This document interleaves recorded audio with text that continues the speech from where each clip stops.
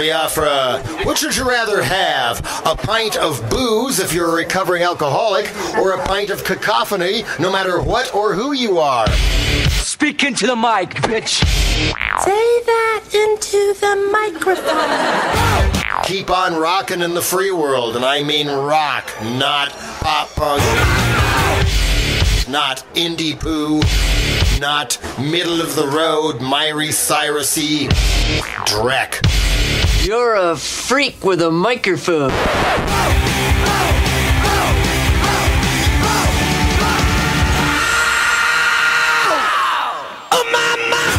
Welcome to A Pint of Cacophony. We're sitting here at Haven Recording Studios. In this episode, we have LA Witch and the guys from Tattoo Love. We did an interview at the parlor in the store while Alex got his ink done. It was pretty good times. But right now, we're in our opening. We have Ryan from Retox. How you doing? I'm fucking splendid. And for those of you out there who don't know what the fuck happened, we had some technical problems, and we're in the middle of a story time. And Ryan was telling us what auditioning for Retox was like, because he's been a newer member in the band playing bass. So if you'd like to just, go for that story. Yeah, I don't know. I guess I'll start from the top of that. But so I saw originally that they were looking for a bass player. Justin kind of actually put it out originally as like kind of a cryptic thing. It wasn't. Did he? He didn't specify. Like if you could read between the lines, we're looking for a bass player. He just said that there's a band that I know that's looking for a bass player. And I kind of figured it out on my own, also with a little help from Bobby Vega. I think he actually said, like, that I should try out. Yeah. He recommended, that I message them. And then they they got back to me and set up a date to come in and try out for the position. And they brought up the other guy that they were trying out in San Diego. So you're in that room with your competition. Yeah, exactly, yeah. Felt like a little bit like you had to duke it out. And, yeah, they sent me a few songs beforehand to learn. And same for the other guy. And then they just had us they had me play 2 songs with them. And then they said, okay, now the other guy, you play these other 2 songs that I didn't play. What was it like playing with Retox for like the first time right then? First time right then? Well, for me, I mean, that kind of music, that's what I have been like gravitating towards. Is what I've been playing for close to a decade now. So it felt really great to just get right back into that kind of thing. Yeah. Yeah, so for me, the energy clicked right away. It was like just exactly what I wanted, exactly what I had been feeling I needed out of a band for like a long time. Yeah.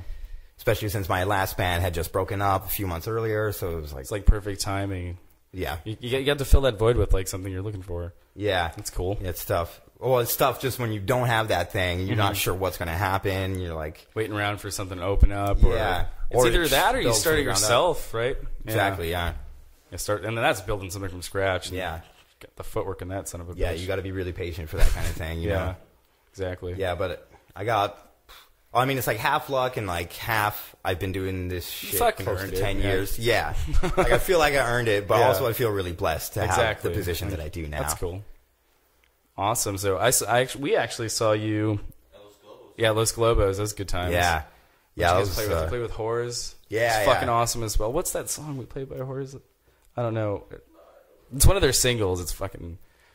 I don't remember. Probably Fake Life. I don't know. Maybe something like that. Yeah. But that was cool. That was a great show. You threw down, man. It fit right in. Yeah. Because I've seen Retox before, but like, dude, not missing a thing. You're up there nailing your parts. For sure. Yeah. That's good feedback.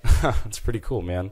So, have you been playing on the road like constantly with them now? You got a couple tours under your belt with them? Yeah. That Los Globos show was actually the last date of our U.S. tour. Right, you like got back to L.A. finally. Yeah, exactly. It was like hometown, so much like great energy. Yeah. I mean, now that I've seen a lot more cities, L.A. is like my favorite city in the entire really? world. L.A. is the greatest city in the world. What other cities did you like stop at and you're like, fuck, the hype was bullshit. Like, this place blows. Oh, yeah. Well, I mean, when you're on a tour like that, you only get like a few hours. Yeah, you get windows of that city. Yeah, very brief window. Like the gas station and eatery. And yeah, exactly. Yeah, but I don't know. I had a lot of people hyping up Portland to me, but I kind of got. You didn't. I don't know. I had a weird experience there, so I was like, this isn't really all it's cracked up to be. Weird experience in Portland. What happened? What happened? Well, let's see. Well, right when I got there, I was like, okay, this is nice, but it's a little slow for me. It's not so diverse, too, and that's another reason I love LA. And then, well, the weird thing that happened was after the show, we're loading our gear up, waiting around next to the van, obviously. Yeah. In this. Where'd you guys play? Oh, man. Some, like, rocker bar. It's so hard to remember some of the venue names. But you're loading up. Yeah. This guy walks by. He says, or he just asks us for a ride. And we're like, oh, sorry, man, we can't do it. Like, our van's full. We were actually, it was totally full because you got to Tetris all your shit in there. And we got a little gear. We had some extra people in there. And we were like, we're sorry, we can't do it. He walks a little bit onto the corner. There's like a restaurant with some tables outside and chairs. He starts hurling chairs into the street and shouting at us from like the corner. Like, fuck you for not giving me a ride? Yeah. And he was like, I'd like to see the cops stop me for this. And then he takes his hood down and he's total like skinhead dude. He's trying to rep Aryan Brotherhood shit. So I was like, Portland? That's what I thought. I was like, this is happening to me in Portland of all the places that I've been to so far. That's strange. Yeah, but from fucking tables in the street. Yeah. Wow. All right. I mean, I'm sure that doesn't happen to everyone in Portland. Well, that was your glimpse of Portland. Yeah. You know? Maybe next time you get a better one. Yeah, I'm sure maybe next time I'll have a better experience. What was the crowd like though? Portland. I mean, we had a good crowd there. Yeah. But it was not very energetic. Not a very energetic crowd. Just kind of like they're watching around, drinking beers, and you can't fucking do that at a Retox show. I know. I hated seeing that kind of thing, but it does happen. I don't think I've ever been to a Retox show where people just stood there. It doesn't work. That's LA. That's because people bring the energy in LA. Yeah, I see it in LA. You're right. Yeah. Dude, the pit at the Los Globos gig you guys played, that got pretty gnarly. Yeah, I've seen the videos. It's like most of the middle of the venue was like pit. And fucking Justin's like up there. Dude, he rocks it up there up front too. Yeah. He's like leans in, people push him right back on, he never falls. There's like a trust thing. Oh yeah. Nobody asks any questions. If he goes like for the crowd, they react accordingly. It's like I don't know. It's fucking it's a good show, man. It's a good show. Oh yeah, thanks. Yeah. So we're gonna catch you on Thursday over at where's the show? It's with METZ, right? Yeah, we're playing with METZ at the Echo and a band called Obliterations. Obliterations. I keep hearing about, but I've not. I haven't heard Obliterations either, and I like METZ a lot. Those guys fucking they're really good. I'm stoked for that. And I'm stoked that you guys are playing with them. That's gonna be an awesome bill. And then I heard a buddy tell me Obliterations was awesome. Is it in the same vein as the business you guys do? I'm gonna imagine that it is because generally that's how people do booking for us. Right, exactly. Well, you never get thrown onto a folk bill or anything like that? Sometimes we get like some samba acts, a little bit of like... We played a wedding once. Yeah. The fucking country club, 4th of July party. Yeah. What event would you like to play that would be like fucked up and awkward for Retox to be at? Oh, man. Well, I mean... Coachella, is that what you said? Coachella. It's actually already happened to us a couple times where we got kind of put on this bill where we were like, we do not fit in here at all. But something I would like to be on. Maybe, I don't know, something more like, I guess just something more like progressive or experimental oriented. Because, I mean, automatically everyone lumps us in with hardcore. Right. Something like that. So, yeah, I'd love to play something that's more like a progressive festival or something like that. That'd be pretty cool. You don't see a lot of those, really, but... I think I'd like to... I mean, this isn't realistic for us at this point, but one day we'll do like a cruise with like 4 house bands on the boat, and we'll have like Retox play on Thursday nights on the fucking cruise or something like that. That sounds fucking rad. That would be fun, man. Yeah. That'd be a cool place to see a Retox on the fucking boat. Have you guys played boat yet? Well, I mean... Well, we did. You guys played a boat already? Well, okay. We thought we were going to. We played at the Queen Mary for Ink and Iron Festival. Yeah, we didn't get to play on the boat. There were bands on the boat. Right. But we played on like a main stage that they had set up in like a big parking lot, whatever. I've never been to Ink and Iron. Is it cool? The thing that Ink guy? I do like tattoos. I wish I had more. I just can't really afford them. But the thing about that festival is that it seemed to me that the music was kind of secondary. First festival like that I've been to where it was more geared towards like the car show and the tattoo exposition and things like that. Yeah, the art and getting jobs done and networking, all that stuff. Yeah. They had some pretty big bands though, right? Like, yeah, they did. Just played 1 year. The Stooges did play 1 year. Wow. Not this year, but a couple years back.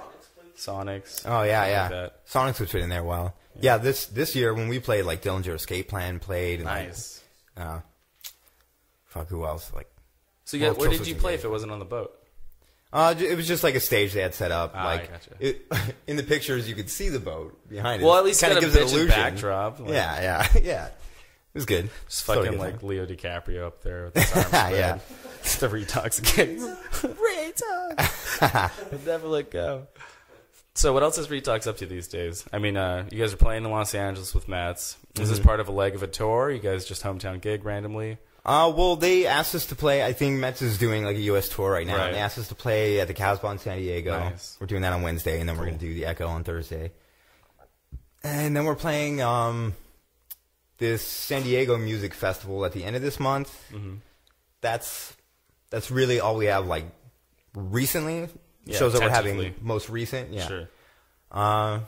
Right now, we're also just trying to start writing a new record. That's exciting. Written a couple songs already. So last one was fucking awesome. I like the way Retox is going.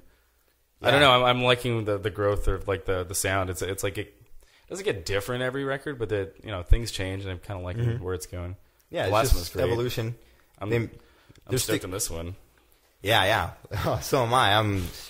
You're in it now. What's it like being part of the writing process at this point? Oh, wow. Well, I mean, like, how's that go? You know, it went much better than I could have anticipated. Writing with these guys has been totally fluid, totally just like nice. You get to input a lot, right and, in, give back, and yeah. Like, it's been happening really rapidly, really quickly. Mm-hmm. I think we all have a good idea of what we want to sound like and what we want to, create sonically or whatever. Yeah. So, I mean, Mike Crane, the guitar player, is incredibly creative, incredibly talented musician. Both them and Brian, the drummer, and Justin, they're all incredibly talented, incredibly creative. So, it's just great to be able to bounce off musicians of that kind of caliber. And, it feels good. It feels good for my own ego to be able to, like, keep up with them and, like, exactly. maintain. Like, you're on par at this point. Like, you can now just be like, fuck, that's actually a true thing. Yeah, exactly, yeah. Good for you, man. I'm happy for you that it works out like that. It's like, I don't know. I don't really dig on Metallica too much, but I liked hearing, like, Newstead talk about getting hired. Because you hear enthusiasm and, like, appreciation and all that stuff. Sometimes it looks like some guy's just playing a gig. Mm-hmm. But you're up there and you seem like you're part of that fucking band now, and that's fucking great. Yeah. I definitely feel that way after, like, the tours that we went on. Yeah. I feel like I integrated well into the band, meshed well with the members. Right. So, it's been going well for me so far. Awesome, man. I'd like to thank you for fucking stopping by, and can't wait to see you on Thursday. It's going to be a good time. Oh, yeah. I'm probably going to get some bruises, but that always happens. Oh, yeah. As it should.